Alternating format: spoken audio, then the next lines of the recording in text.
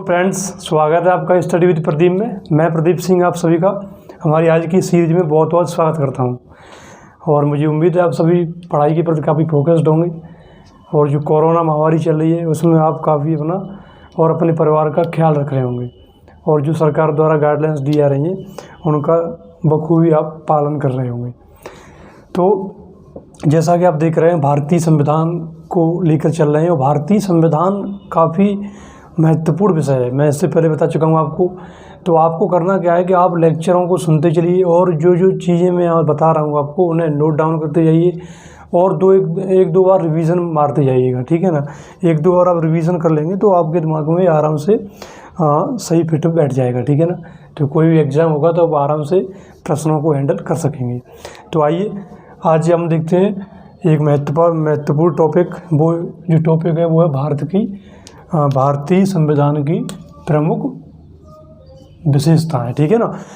अगर हम देखें तो वैसे एग्जाम पॉइंट ऑफ व्यू में डायरेक्ट प्रश्न नहीं पूछा जाता कि भारतीय संविधान की क्या क्या विशेषताएं हैं, लेकिन क्योंकि हम संविधान पढ़ रहे हैं, भारतीय संविधान को लेकर चल रहे हैं, तो कहीं ना कहीं हमें उसकी विशेषताएं जानना चाहिए।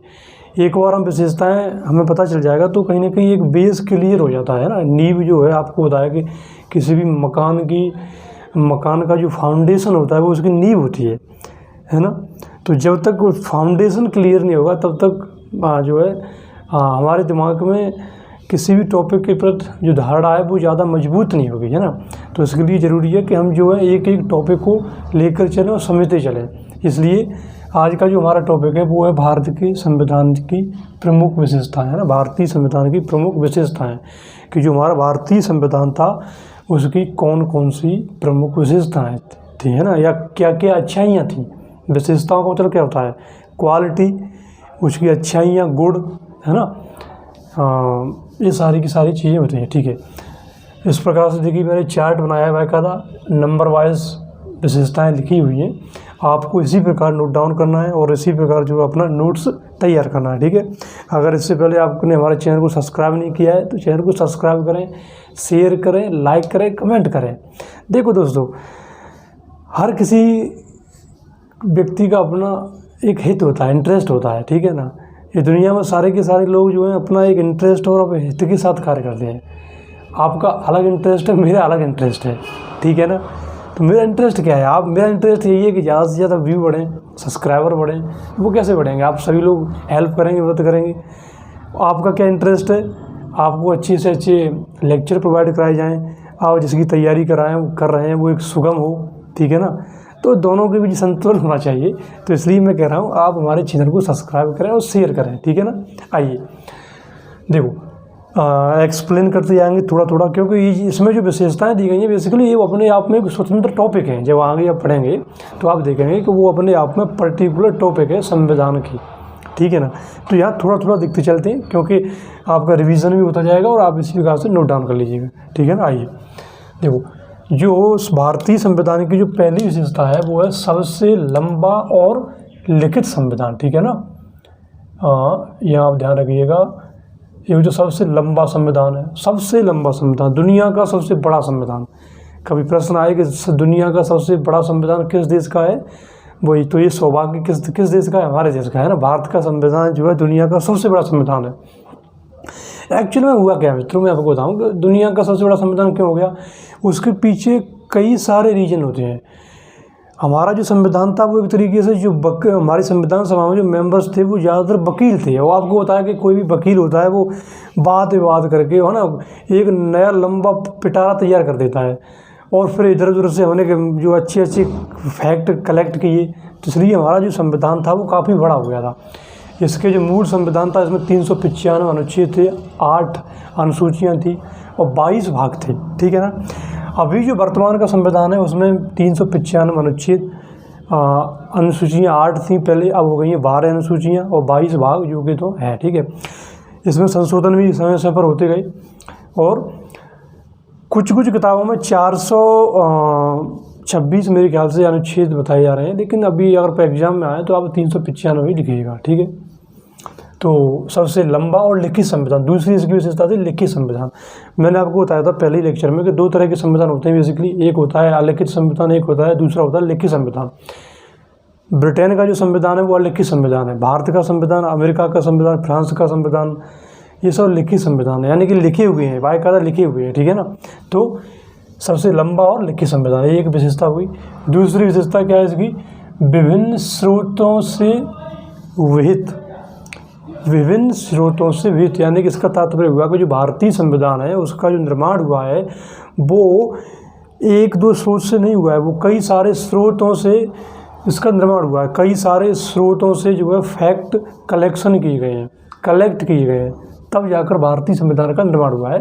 तो आप देखेंगे कि ये जो संविधान है, जैसे कि भारत शासन अधिनियम 1935, इससे हमने बहुत सारे फैक्ट लिए हैं कई सारे देशों से, जैसे अमेरिका हो गया, जापान हो गया, ब्रिटेन हो गया, संयुक्त राज्य अमेरिका हो गया, है ना, आयरलैंड हो गया, इन सब से हमने जो है तत्व या स्रोत कलेक्ट किए हैं। तो इसलिए विभिन्न स्रोतों से विहित। दूसरी विशेषता होगी इसकी, ठीक है, एकात्मकता की ओर झुकाव, है ना। एकात्मकता का मतलब क्या होता है, देखो दो सरकारें होती हैं, अभी आगे हम पढ़ेंगे, लेकिन मैंने कहा थोड़ा थोड़ा एक्सप्लेन करते चलूँगा। दो तरह की सरकारें होती हैं, एक होती है केंद्र सरकार, एक होती है राज्य सरकार। कुछ कुछ देशों में व्यवस्था क्या की गई है, जैसे संयुक्त राज्य अमेरिका, तो वहाँ क्या है, वहाँ जो है राज्य सरकारों को ज़्यादा अधिकार दिए गए हैं केंद्र की अपेक्षा, ठीक है। कुछ सरकारें होती हैं, कुछ देशों में क्या किया गया है कि केंद्र को ज़्यादा पावरफुल बनाया गया है। क्यों बनाया गया है, उनकी कुछ मजबूरियां हैं, जैसे जो राष्ट्र की एकता अखंडता बनी रहे, कहीं कोई विद्रोह न हो, है ना, केंद्र अगर शक्तिशाली होगा तो कई सारी चीज़ों में जो है हेल्पफुल होगा। तो भारत ने वही व्यवस्था की है। तो इसलिए यहाँ देखिए एकात्मकता की ओर झुकाव ज़्यादा, यानी कि केंद्र की ओर झुकाव ज़्यादा है, या केंद्र शक्तिशाली है भारत में राज्यों की अपेक्षा। राज्यों के पास अधिकार नहीं है केंद्र से अलग होने के। आप देखिएगा जो बड़ी बड़ी सर्विसेज हैं, चाहे सेना हो, चाहे IAS IPS हो, या जो बड़े बड़े जितनी बड़ी बड़ी जो सर्विसेज होती हैं, उन सब में केंद्र का ही दखलंदाजी होती है, केंद्र का ही अधिकार होता है ना। आगे हम देखेंगे, लेकिन थोड़ा थोड़ा एक्सप्लेन करते चलते हैं। तो यहाँ देखिए एकात्मकता की ओर झुकाव। चौथा जो विशेषता है वो है सरकार का संसदीय रूप। सरकार का संसदीय रूप, देखो विश्व में दो तरह की सरकारें होती हैं, एक अध्यक्षात्मक, एक होती है संसदात्मक। तो भारत में बेसिकली संसदात्मक व्यवस्था बनाई गई है। संसदात्मक व्यवस्था का मतलब होता है जहाँ संसद सर्वोच्च होती है। संसद भारत में सर्वोच्च है। कैसे सर्वोच्च है, देख लीजिए, जो सरकार होती है उसे संसद में अपना बहुमत जो है सिद्ध करना पड़ता है, तभी वो सरकार रह सकती है। अगर जैसे ही बहुमत कमज़ोर होता है, बहुमत गिरता है, सरकार गिर जाती है ना। आप देखते होंगे अखबारों में, न्यूज़ में पढ़ते होते होंगे। और दूसरी विशेषता होती है कि यहाँ जो है संसद जो है सरकार पर नियंत्रण रखती है, प्रश्न पूछ करके, है ना, जो है अविश्वास प्रस्ताव के माध्यम से। बहुत कई सारे ऐसे हथियार होते हैं संसद के पास जिससे जो है सरकार को वो नियंत्रण करती है, ठीक है। तो और जो है सरकार जो है वो संसद के प्रति उत्तरदायी होती है ना। तो इस प्रकार ऐसी व्यवस्था को संसदीय व्यवस्था बोलते हैं। और इस संसदीय व्यवस्था हमने कहाँ से ली है, ब्रिटेन के संविधान से। तो ये चौथी विशेषता हुई सरकार का संसदीय रूप, ठीक है। आप इसे ध्यान रखिएगा। आगे मैंने क्या कहा, ये सारे के सारे अलग अलग स्वतंत्र टॉपिक हैं, इन पर अलग अलग चर्चाएं, एक एक लेक्चर रिकॉर्ड किया जाएगा, ठीक है ना। यहाँ मैं सिर्फ आपको एक बेसिक्स बताता चल रहा हूँ, जिससे कि आप विशेषताओं को समझें और थोड़ा सा कन्फ्यूजन न हो, ठीक है। आइए, चौथी जो विशेषता है वो है संसदीय संप्रभुता एवं न्यायिक सर्वोच्चता में समन्वय। जैसे मैंने क्या कहा कि संसदीय व्यवस्था में संसद सर्वोच्च होती है, ठीक है ना। लेकिन यहाँ एक बात ध्यान रखिएगा कि यहाँ जो है, जैसे हमने संसदीय व्यवस्था कहाँ से ली है, अब ब्रिटेन के संविधान से। और एक शब्द है न्यायिक सर्वोच्चता में समन्वय, यानी कि और हमारे यहाँ दो तरह की व्यवस्था है, तो संसद भी सर्वोच्च है और न्यायपालिका भी काफ़ी शक्तिशाली है। ब्रिटेन में क्या है, जहाँ से उन्होंने संसदीय व्यवस्था ली है वहाँ न्यायपालिका कमज़ोर है, ठीक है। और ब्रिटेन में संसद सर्वोच्च है। अमेरिका से हमने न्यायपालिका की सर्वोच्चता ली है, तो अमेरिका में न्यायपालिका सर्वोच्च है, लेकिन वहाँ की जो संसद है वो कमज़ोर है कहीं ना कहीं, ठीक है ना। हमने क्या किया है कि हमारी जो संसदीय संप्रभुता भी है और न्यायिक सर्वोच्चता में समन्वय, यानी कि हमारे यहाँ न्यायपालिका भी सर्वोच्च है और संसद भी सर्वोच्च है। कुछ ऐसे विषय होते हैं, संसद कानून बना सकती है, लेकिन अगर कोई कानून संविधान के इतर होता है, संविधान के हटके होता है, तो न्यायपालिका उसे रद्द कर सकती है ना। और आगे हम देखेंगे। और कुछ मामलों में जो है न्यायपालिका सर्वोच्च होती है, कुछ मामलों में संसद होती है, लेकिन दोनों में बैलेंस किया गया है, ठीक है ना। तो इसे आप ध्यान रखिएगा। जो छठवीं जो विशेषता है वो है एकीकृत व स्वतंत्र न्यायपालिका। देखो कुछ देशों में न्यायपालिका के दो रूप होते हैं, एक केंद्रीय लेवल पर, एक होती है राज्य लेवल पर। भारत में गहरी न्यायपालिका की व्यवस्था की गई है। जैसे संयुक्त राज्य अमेरिका में दो तरह की न्यायपालिका है, एक तो केंद्रीय न्यायपालिका अलग होती है और राज्यों की न्यायपालिका अलग होती हैं। लेकिन भारत में ऐसा नहीं है, भारत में एक गहरी न्यायपालिका है। आपको पता होगा सुप्रीम कोर्ट, हाई कोर्ट, फिर नीचे डिस्ट्रिक्ट, उस प्रकार से व्यवस्था की गई है। अगर कोई भी फैसला जिला जज अगर नहीं जीते, जिला जज के खिलाफ कोई भी फैसला हम हाई कोर्ट जा सकते हैं, हाई कोर्ट के बाद हम सुप्रीम कोर्ट जा सकते हैं। तो जो व्यवस्था है हमारे एक गहरी व्यवस्था है, यानी एक ही न्यायपालिका है, ठीक है ना, एकीकृत व स्वतंत्र न्यायपालिका। जो सातवां जो विशेषता है हमारे भारतीय संविधान की वो है मौलिक अधिकार। भारतीय संविधान में मौलिक अधिकार दिए गए हैं, और क्योंकि मौलिक अधिकार फंडामेंटल राइट्स काफ़ी महत्वपूर्ण होते हैं, आप ये मान के चलिए कि ये मौलिक अधिकार ही कहीं ना कहीं हमारी लोकतांत्रिक व्यवस्था है उसे जीवित करते हैं या उसे प्रभावी बनाते हैं। मौलिक अधिकार काफ़ी महत्वपूर्ण है। जो मौलिक अधिकार जो दिए गए हैं बेसिकली वो अनुच्छेद 12 से 35 तक मौलिक अधिकारों की व्यवस्था की गई है, और टोटल मौलिक अधिकार 6 मौलिक अधिकार दिए गए हैं, ठीक है ना। मौलिक अधिकारों कौन कौन से मौलिक अधिकार हैं वो हम मौलिक अधिकारों के चैप्टर में पढ़ेंगे, ठीक है। तो मौलिक अधिकार हैं। जो 8वीं विशेषता है वो देखिए राज्य के नीति निर्देशक सिद्धांत। ये राज्य के नीति निर्देशक सिद्धांत जो है आयरलैंड के संविधान से हमने लिए थे। ये बेसिकली कुछ ऐसे प्रिंसिपल्स हैं जो राज्य को कहीं ना कहीं कोई भी नीतियाँ बनाते समय उन सिद्धांतों को ध्यान में रखने की बात करते हैं। राज्य से कहा गया है कि आप जो है कोई भी नीति बनाएं, कोई भी पॉलिसी बनाएं, तो आप जो है संविधान ने जो आपको राज्य के नीति निर्देशक सिद्धांत दिए हैं उन्हें लेकर चलें, उनको ध्यान में रखते हुए आप कोई भी पॉलिसी बनाएं, ठीक है ना। राज्य के नीति निर्देशक सिद्धांत क्या हैं इन पर हम आगे देखेंगे, ठीक है ना। आइए मौलिक कर्तव्य, जो 9वीं विशेषता है वो है मौलिक कर्तव्य। मौलिक कर्तव्यों की जो व्यवस्था की गई है वो हमने रसिया यानी कि USSR का जो संविधान था वहाँ से हमने मौलिक कर्तव्य लिए हैं। और जो मौलिक कर्तव्य हैं वो जो मूल संविधान था पहले उसमें नहीं था, मूल संविधान में मौलिक कर्तव्यों की व्यवस्था नहीं की गई थी, लेकिन 42वां संविधान संशोधन किया गया 1976 में। इंदिरा गांधी उस समय हमारी प्रधानमंत्री थी, तो उस समय हमने मौलिक कर्तव्यों को ऐड किया था, ठीक है। जो अनुच्छेद 51 का है उसमें मौलिक कर्तव्यों की व्यवस्था की गई है, ठीक है। जो इसकी 8वीं 7वीं होगी, ठीक है। मौलिक कर्तव्य 9वीं विशेषता। जो 10वीं विशेषता है वो एक धर्मनिरपेक्ष राज्य की। देखो कई तरह के कई सारे देश होते हैं वो अपना एक अलग धर्म अपना लेते हैं, अपना एक राजकीय धर्म होता है उनका। जैसे पाकिस्तान का इस्लाम, जो सऊदी अरब हो गए वहाँ का जो है इस्लाम वहाँ का मौलिक जो है मूल धर्म है, ठीक है। कई सारे देशों में जो है ईसाई धर्म होता है, जैसे आपका जो इजराइल होगा वहाँ यहूदी धर्म राजकीय धर्म हो गया तो होता है, ठीक है वहाँ का। लेकिन भारत का कोई राजकीय धर्म नहीं है, भारत के लिए सभी धर्म समान है। भारत जो है किसी पर्टिकुलर धर्म को जो है महत्व नहीं देगा, सर्वोच्चता प्रदान नहीं करेगा, उसी को हम बोलते हैं धर्मनिरपेक्ष राज्य। तो भारत एक धर्मनिरपेक्ष राज्य है।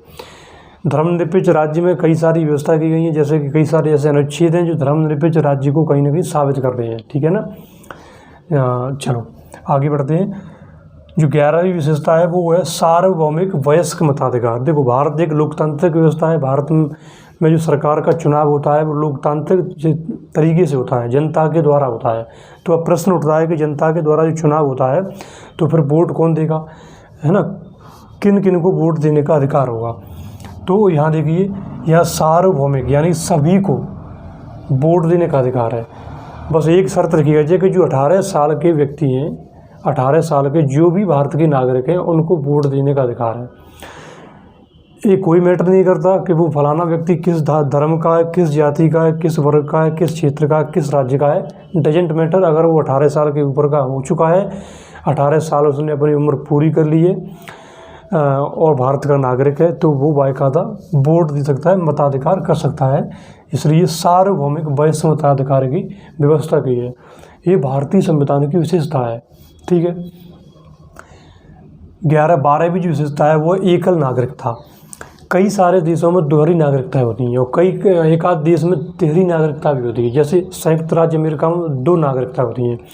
कोई व्यक्ति पहला नागरिक होगा वो संयुक्त राज्य अमेरिका का, दूसरा जिस स्टेट में वो रह रहा है वहाँ की उसे नागरिकता लेनी पड़ेगी। स्विट्ज़रलैंड में 3 तरह की नागरिकताएँ हैं। पहली स्विट्ज़रलैंड की, दूसरी जिस प्रदेश है जिस राज्य में रह रहा है उसकी, और तीसरी जिला या क्षेत्र में रह रहा है वहाँ की नागरिकता। लेकिन भारत में सिर्फ एक नागरिकता की व्यवस्था की गई है। भारत कोई भी व्यक्ति सिर्फ भारत का नागरिक होगा, न कि राजस्थान, MP, हरियाणा, पंजाब, नहीं, न कि यहाँ का। सिर्फ जम्मू कश्मीर एक अपवाद था, लेकिन अभी आपको पता है कि 2019 में वो अपवाद ख़त्म कर दिया गया है। वहाँ दोहरी नागरिकता थी। इससे पहले 2019 से पहले वहाँ क्या था कि एक जम्मू कश्मीर का निवासी पहले जम्मू कश्मीर का नागरिक था, वह उसके बाद जो है वो भारत का नागरिक था। तो ये बेसिकली व्यवस्था क्यों की गई, जिससे कि कहीं ना कहीं राष्ट्रवाद की भावना प्रबल हो, हमें लगे कि नहीं यार हम भारत के नागरिक हैं। और आप सोचिए, आप अगर किसी राष्ट्र में दोहरी नागरिकता हो तो कहीं ना कहीं एक क्षेत्रवाद की भावना आ जाती है ना। तो राष्ट्रवाद कहीं ना कहीं प्रबल हो, लोगों को लगे कि नहीं हम भारत के निवासी हैं, ये देश है वो हमारा है, हम सब का देश है, इसलिए एकल नागरिकता की व्यवस्था कीजिए। तीसरा जो 13वां जो विशेषता है वो है स्वतंत्र निकाय। देखो, स्वतंत्र निकायों की व्यवस्था की गई है बाकायदा भारतीय संविधान में। बहुत खूबसूरत व्यवस्था है, बहुत ही खूबसूरत विशेषता है भारतीय संविधान की। स्वतंत्र निकायों की अगर देखें, जैसे संसद, कार्यपालिका और न्यायपालिका, ये तीनों के तीनों ये भी निकाय हैं, ये स्वतंत्र निकाय हैं। लेकिन इनके इतर भी कुछ ऐसे निकाय हैं जो अपने आप में स्वतंत्र हैं। जैसे चुनाव आयोग, इलेक्शन कमीशन अपने आप में स्वतंत्र है। जब चुनाव होते हैं तो पूरी की पूरी प्रशासनिक जो अथॉरिटी होती है वो चुनाव आयोग के पास आ जाती है।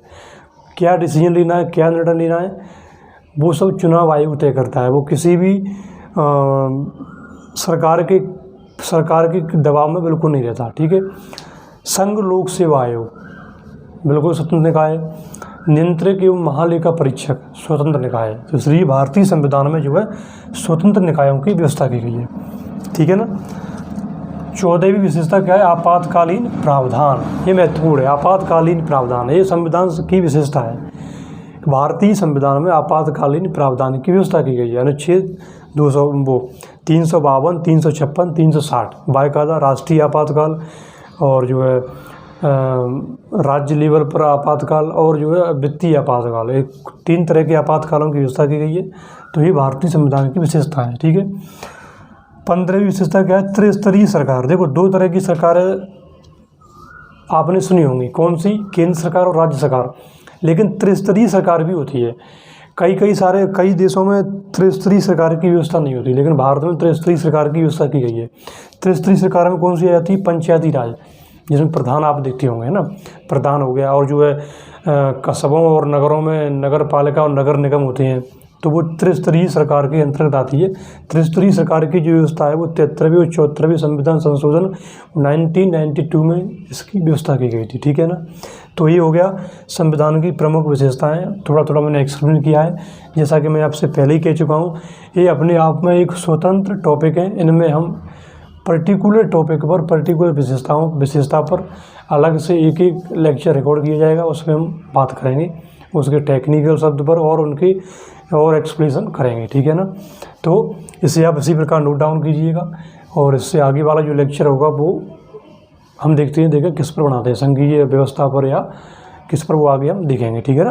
तो आप इसे नोट डाउन कीजिए, और अगर आपको हमारी वीडियो अच्छी लगी हो, पसंद आई हो, कमेंट करके बताइएगा, लाइक करें और सब्सक्राइब करें। ठीक है ना। इसी के साथ आपका बहुत बहुत धन्यवाद। Thank you very much.